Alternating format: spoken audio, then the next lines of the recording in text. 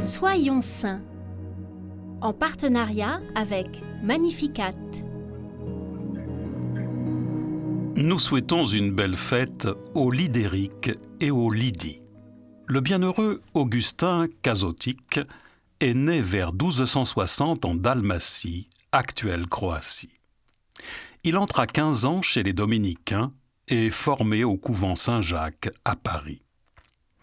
Impressionné par cet homme pieux et érudit, Benoît XI, lui-même dominicain, le nomme évêque de Zagreb en 1303.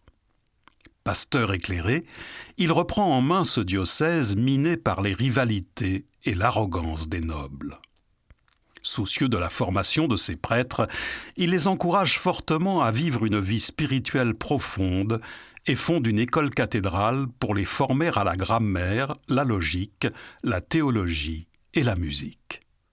L'infatigable évêque va également à la rencontre de son peuple, à pied, prenant soin de la santé des corps et des âmes de tous ceux qui croisent sa route. Ainsi, il fait creuser des puits dans les villages et planter des herbes médicinales. Lors de la construction d'une cathédrale, survient un épisode de grande sécheresse. Augustin se met en prière et jaillit alors une source d'eau toujours célèbre en Croatie. Sur tous les fronts, il défend également d'une manière inflexible les droits sociaux de chacun, ce qui déplaît fortement au roi Charles-Robert d'Anjou.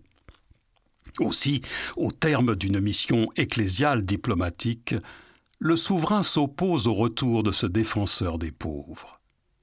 Il attend 4 ans avant d'être envoyé en Italie pour une mission délicate.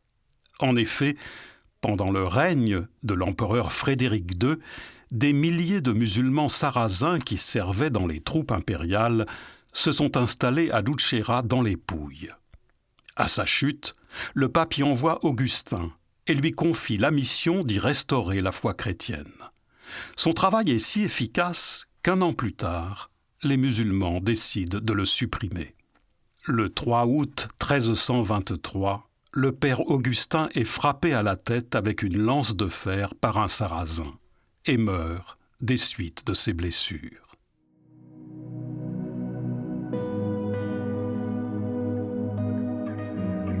Il connaît l'art de bien vivre, celui qui connaît l'art de bien prier, était la devise du bienheureux Augustin Kazotik. Seigneur, donne-nous la grâce de vivre une vie de prière fervente.